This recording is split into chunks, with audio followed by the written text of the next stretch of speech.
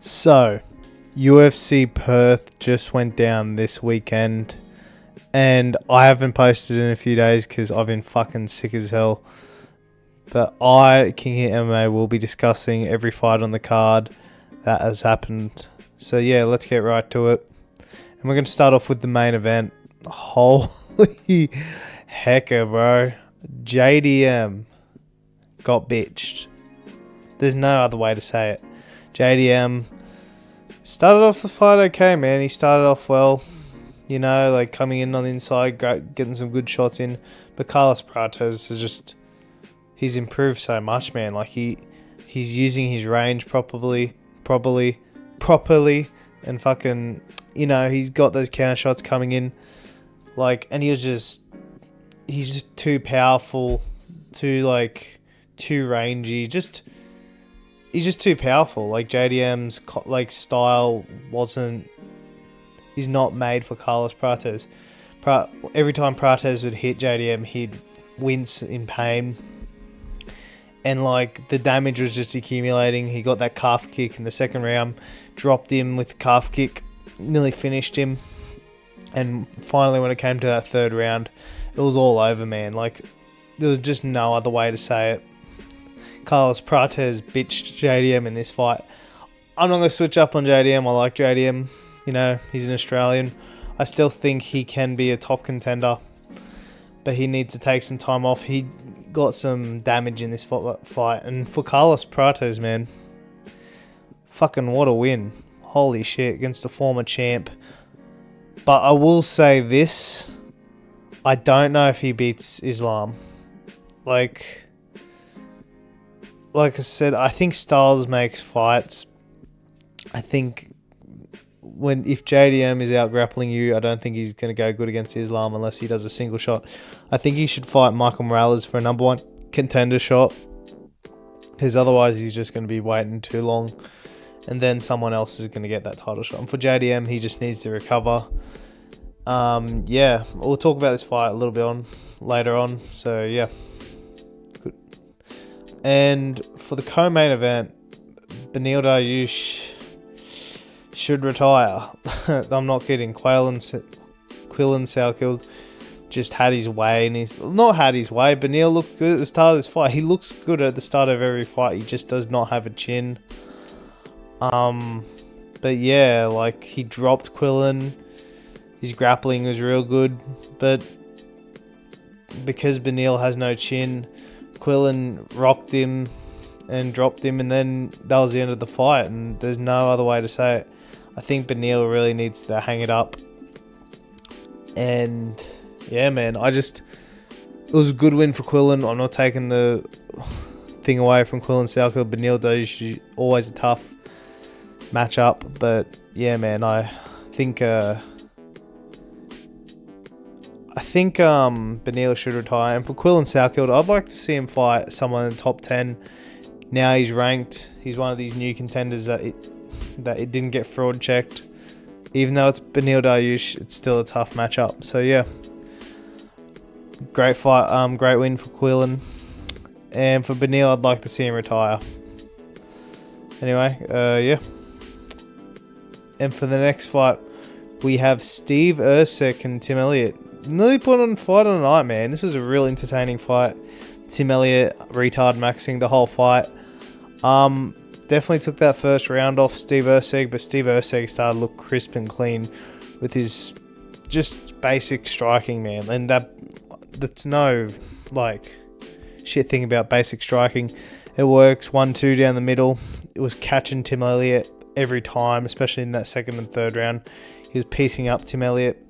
Because you can't do that, like, with Tim Elliott's style for 3 rounds like that. But yeah, Steve Erceg looked clean this whole fight. I think this kind of proved that Steve Erceg is a top 10 contender. I always thought that Pantoja fight always put him as a top 10 contender. I think he just got unlucky in a lot of his fights. But yeah, man, I think Steve Erceg beat a real tough veteran in Tim Elliott, who was on a 3-fight win streak. And yeah, I'd like to see Steve Erceg fight someone in the top 10 again. He was fighting downwards technically. I'd I'd like to see him fight up. And it was a real good performance. And I do like this heel turn from Steve Erceg. For Tim Elliott, it was still an impressive fight. Still, he got pieced up at the end there. But I think he has to fight downwards once again. Someone in the fringe of top 20. Nothing too crazy. But yeah, good win for Steve Erceg. And yeah, so for the next fight, Marlon Rahiki. Not much to say about this fight. This guy took it on Ollie Schmidt. He's a regional bloke. Took it on short notice. Just got absolutely pieced up. He's a regional guy. What can we say? It's literally UFC level versus regional level. Yeah, that's it. That's all I can say about it. I don't really think we should rebook the Jack Jenkins fight. I'd like to see Marlon fight someone fringe of top 20. Just because of how impressive that win was. Yeah. Good on for Ollie Schmidt for taking it short notice though. Anyway, for the next fight, we had Shamil the Blob Kasiev and Brando Pericic. Fucking crazy. This is the fight of the night. This was crazy. This was like Curtis Blades versus Josh Hokett too. Brando Pericic and Shamil went to war. Brando Pericic was just so much faster and so much cleaner with his strikes. Shamil was copying it heaps, man. Brando was just too powerful, too fast, too powerful. And, even though Brando Pericic took some from Shamil, he can take a punch. There's no glass chin there. And finally, in that second round, there was just that overhand right down the that overhand right on Shamil's chin and slimed him out. And yeah, Brando Pericic is now in the top 15 in under 12 months, which is insane. But yeah, good win for Brando Pericic. Shamil's actually really good. I actually rate Shamil Gaziev. And Shamil Gaziev, Brando's a tough up-and-coming competitor. He will come back to the top 15. But yeah, he'll probably have to recover and fight someone down the top, in the fringe of top 20. But yeah, I'm excited for Brando Pericic to fight, anyone in heavyweight division. He's such a good contender for the heavyweights. So yeah, this was a fun fight though. This is fight of the night, definitely. And yeah, and for the next fight, do we have to talk about this? Genuinely, do we have to talk about this? This was just fucking pathetic to watch from Tai Tuivasa. Louis Sutherland came in on 2 weeks' notice, got KO'd, and Tai Tuivasa still lost. No grappling in sight, didn't even throw any strikes, cut Tai, don't want to see anything. And Louis Sutherland, he's going to get knocked out in his next fight. It's clear. Louis Sutherland is the lowest level of UFC heavyweight. So, I'd say good win for Louis Sutherland, but you just reversed the worst version of Tai Tuivasa. So yeah, I guess it's a free win for you. You're probably getting slimed out in your next fight. And for Tai, he's getting cut. There's no way the UFC can keep Tai Tuivasa around, man. There's just there's no logical reason you can keep Tai around. And everyone was frustrated. I was frustrated. My mates were frustrated. It was horrible to watch. Why do we choose Tai? No one will think about Tai after this fight. So yeah, that's it. I'm not going to say a good win because this was just sad to watch. Anyway, on to the prelims. Cam Rouston beat the shit out of Robert Bracek. I was worried for Cam Rouston, but he just pieced him up, out-wrestled him. He just dominated Robert Bracek. I think Robert Bracek is going to be okay in the middleweight division, but he's tough. But I don't think he's going to be anything crazy. I think he's going to be a few wins, a loss, win-loss. You know what I mean? A win-loss fighter. Cam Rouston, I'd like to see him fight someone fringe of top 20. Even get Roman Dolidze out of the rankings. He's number 15. He's 3-0 now. I've been saying maybe get him a Roman Kopylov or just someone around those, the fringe of top 20. But, Roman Kopylov is fighting next week. I'd like to see Cam Roaston fight someone in the fringe of top 20. So, yeah, good win for Roaston. Domination, the whole fight. And yeah, good win for Cam Roaston. And for the next fight, we have Junior Tafa with the first round knockout. And honestly, like, I know he only stuffed one takedown, but hey, he is doing the right thing, bumped his hips. And Junior Tafa's a good striker, man. Like, he was saying, hey, I've got my grappling, like, I know my grappling shit, that's all I work on, basically. I know I'm a good striker. And he did show, like, decent grappling defense. And Kevin Christian had no chance in this fight. Like, this Junior Tafa is a K1 kickboxer. He is really good in the striking. And, you know, if Tafa loses the next fight, what do we expect? It's a Tafa, but good win for Junior Tafa. I want to say I'm excited, but I know he could fucking lose his next fight by grappling. I want to see how he does his next fight. Light heavyweights were real shallow, so it's hard to match him up against anyone that isn't fringe of top 20. So yeah, good win for Junior Tafa though. Nice KO. But yeah, now I'm going to talk about another surprisingly not the worst fight of the card. Jacob Malkoun versus Gerald Meerschaert. Am I crazy, or did Gerald Meerschaert win that fight? Feels like Gerald Meerschaert, like GM3, definitely won that fight. He just had the control time, and he had the same amount of strikes as Jacob Malkoun. Malkoun is so hit and miss, and I've thought about this so many times. Like, obviously, you're not going to choose Jacob Malkoun to lose against Gerald Meerschaert, but he could have, man. You could have arguably gave that to Gerald Meerschaert. But yeah, I can't even say good win because it should have been a split decision. But I'm not going to choose Jacob Malkoun in his next fight, because if they give Jacob Malkoun someone half decent in middleweight, he will lose. Like, he beats the shit out of Terrence McKinney. Oh, not Terrence McKinney. Terrence Finney. But then he nearly loses to Gerald Meerschaert. That's crazy. And GM3, I want to see him retire. He had a good fight, but I want to see him retire, bro. He's on a 5-fight losing streak. And he loses to anyone else in the middleweight division. So, yeah. Jacob Malkoun, let's give him to Tabor Gote after he slimes out Aussie Diaz.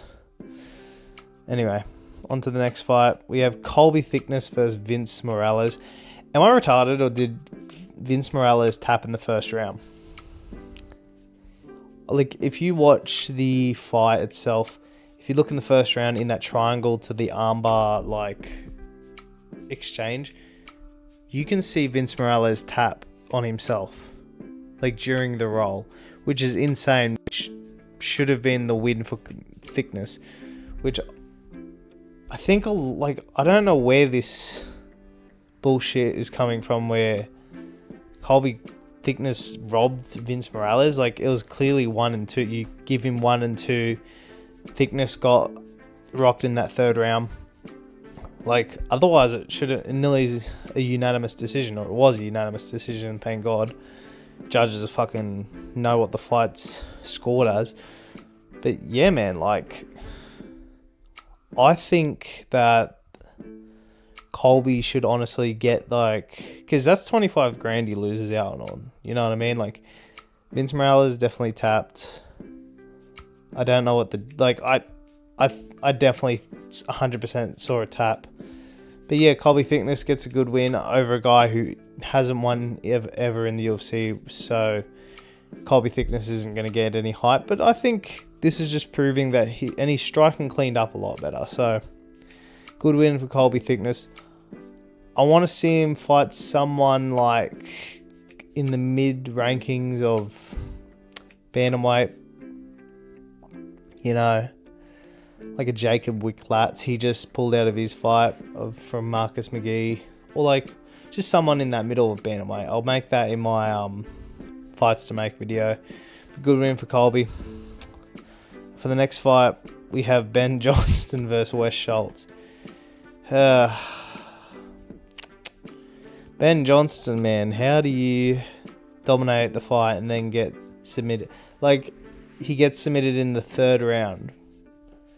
Like, it's just so goofy. There was just a lot of low IQ moments from Ben Johnston in this fight. And the fact that he lost to Wes Schultz just proves he's not a UFC level talent. So, Good win for Wes Schultz. He's getting slimed out by whoever he fights in his next fight. So, yeah. I've got nothing else to say. And for the next fight, Jonathan McAuliffe, honestly, that was like, I didn't think it was a split. I did think he did win the fight, but you know, like, this is a fight he should have dominated Themba Gorimbo in. I didn't think he'd get the finish because Themba is a bit of a blockhead, but Themba just, you know, like, he did stall him a bit. Was like out striking him and out grappling him in a lot of positions, but man, it was a little bit of a disappointing performance. This is a performance where I think Jonathan McAuliffe could have made his come out party. But yeah, you know, he did beat a named opponent in Themba Gorimbo.